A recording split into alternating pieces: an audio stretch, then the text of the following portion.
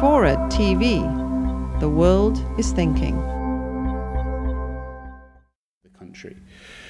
And there are still people, including very influential people, who believe that China needs to move towards a more representative political system.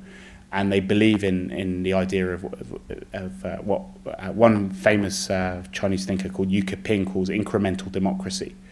And they point to experiments that the party has carried out around China in implementing types of grassroots democracy.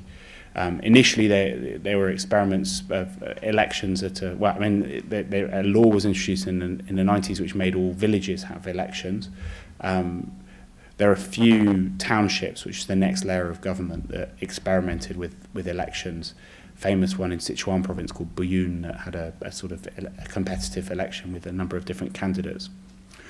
But the problem with all of those things is that they run into the fact that China's got this dual system of government. You've got the elected officials, and then you have a shadow structure within the party, which tends to trump what the government does. So even if you have a directly elected head of the township in Buyun, you also have a party secretary who might give different directions to those that the elected official wanted to pursue.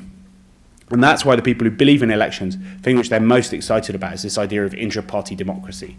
So the idea is that democracy should be pioneered within the Communist Party itself. And I went to another place in Sichuan province called Pincheng, where it's the first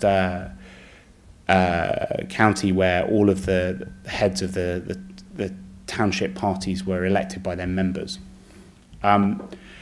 And it is an interesting idea, and there are various things afoot. But what is interesting, actually, is that this is a minority pursuit, so much so that Yu Ping had to write a book last year, which was called, in fact, at the end of the year before, in the end of 2006, wrote a book called Democracy is a Good Thing. And lots of Western commentators wrote about this and said this is a wonderful thing, it shows that things are moving in the right direction. What I think they maybe didn't realise is that actually it was a very defensive thing. You wouldn't have had to write a book called Democracy is a Good Thing, and it wouldn't have caused a kind of massive media uproar in the way that it did 20 years ago. And that's partly because I think that there are many people who disagree that elections are actually a solution to any of the problems facing China at the moment. And they argue that what China needs is instead the rule of law rather than elections, that elections are simply something which leads to populism and to problems, and they show that, well, they not necessarily that convincingly, that elections have been disastrous in many other parts of the world.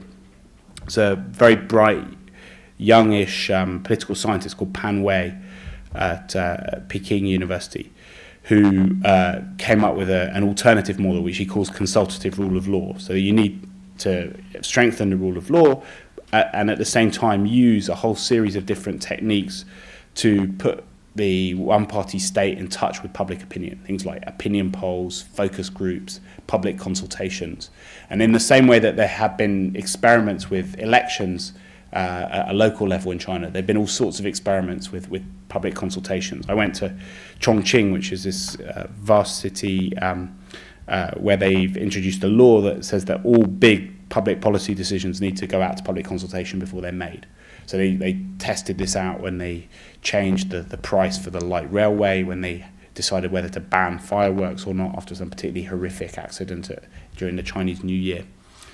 And they've even got, in one place in China called Wenling, they even got a Stanford political scientist, James Fishkin, to test out some of his ideas about deliberative polling to decide how to give money, how to allocate money on public works projects. If you take all of these things together, I think what you're seeing in terms of political organisation is the development of a different type of one-party state, a Darwinian one-party state that's better able to understand and predict and preempt shifts in public opinion. And I call it deliberative dictatorship.